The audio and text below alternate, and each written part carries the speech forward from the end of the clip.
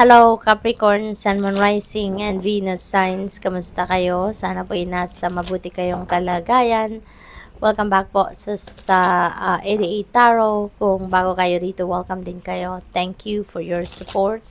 I truly appreciate it. God bless you. Capricorn, unang mensahe ninyo, Dolphin, don't worry, be happy.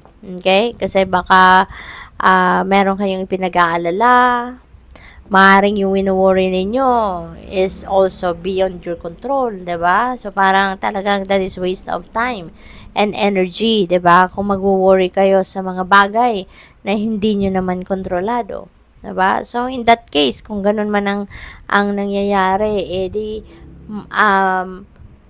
mas mabuti na ialay nyo na lang yan, no? Iangat nyo na lang yan, ang mga worries ninyo, mga concerns ninyo sa Panginoon. Okay? Left it all up to God. Alright? Para nang sa gayon, matulungan kayo sa inyong sitwasyon. Mawala din ang inyong stress. 'Di ba? Hayaan mo na lang ang universe, ang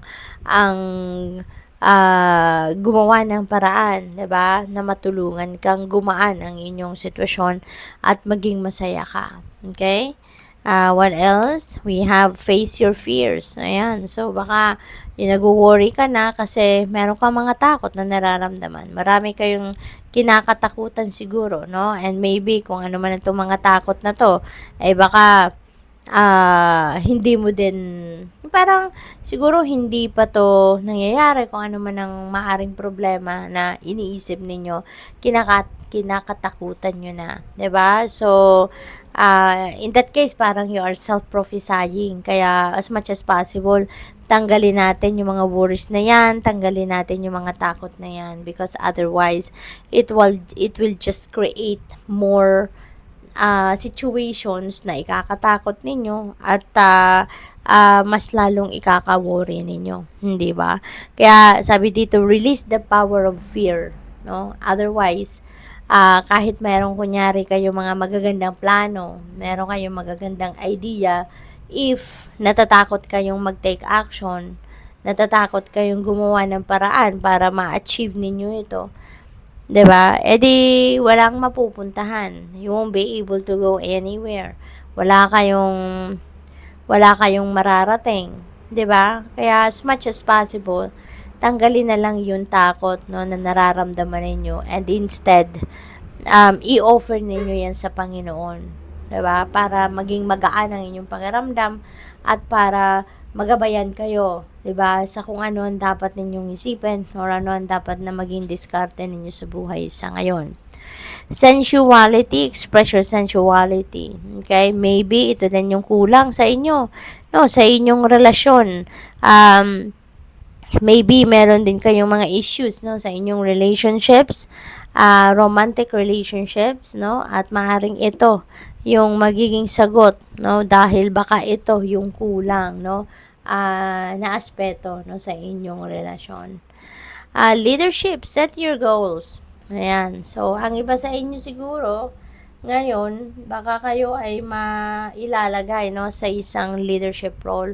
Baka kayo ay may promotion, no? Baka may promotion na binibigay sa inyo ang management team ninyo, no? Baka maging manager na kayo, supervisor, lead, mga ganon, ano? Kaya embrace it, no? And be grateful for this blessing. Yung leadership na yan, ano, that also comes with great responsibility. But don't worry about it. Kasi, unang-una isipin ninyo, hindi kayo bibigyan ng ganito kalaking responsibilidad if walang nakikitang potential sa inyo, ang mga boss ninyo or ang employer ninyo. Diba? If you are not capable of performing the job of a manager, of a supervisor, of a lead, hindi yan mapupunta sa inyo na posisyon na yan.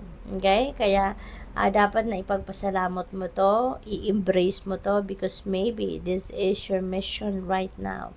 Diba? Na maging isa kang leader, na maging beacon for others ka, be an inspiration for others, yung ganun. Maging gabay ka din para sa iba. We have legends, learn from those who inspire you. Okay? Matuto ka doon sa mga taong nakakausap mo, lalo-lalo na yung mga taong nagbibigay sa inyo ng sage advice, nag-share sa inyo ng kanilang wisdom, yung ganon. Siguro din, baka nagbabasa din kayo ng mga libro, katulad na lamang ng mga self-help books, no? Baka marami din kayong natututunan dyan. Maybe you are also being inspired and being motivated by doon sa mga nababasa ninyong libro, no? What else? We have go with the flow and let things happen rather than kumontra kayo sa mga pagbabago, or rather than ang tawag dito, ipag-insist ninyo kung ano man yung mga gusto ninyong mangyari, ipagpilitan ninyo ang mga gusto ninyong mangyari. Rather than doing that, just let it go. I-release nyo na, no? I-release nyo na yan na pagkocontrol ninyo, and allow the destiny to unfold, 'di ba? Organically. Let things happen, 'di ba? Parang let go and let God. Kasi with that, mas makikita ninyo, mas mapapansin ninyo na things will go smoothly. What else? We have friendship. Nurture your relationships. Okay? So, siguro sa ngayon, kailangan din ninyo na i-nurture ang inyong mga relationships, lalo-lalo na ang inyong friendship. Okay? Yung inyong friendly relationship. Kasi maybe in the past, sa sobrang kabisihan ninyo, wala na kayong panahon para sa iyong mga kaibigan. But now, maybe there is an opportunity, 'di ba, na ma-enjoy ninyo ang mga kaibigan ninyo. Maybe now is the time na magkakaroon kayo ng pagkakataon na makapag-banding man lang with your friends, no? So, enjoy and have fun. We have letting go. Learn to let go. Ayan. So, feeling ko, related yan dito sa go with the flow. No? Let go mo na. No? I-let go mo na yung pag-i-insist, yung control, yung pagkukontra sa mga nangyayari. I-let go mo na anything and everything that doesn't serve your highest good. I-release mo na yan. Huwag mo nang isabotage, no, ang inyong sarili, Capricorn. Huwag ka na mag-hang on doon sa mga bagay or sitwasyon or even tao na hindi man na nakakabuti sa inyo. Give your self an opportunity to welcome newness na makakatulong sa iyo, na makakapagdulot sa inyo ng positive vibes, yung ganon. So, good luck. Thank you for watching Love and Light. Namaste.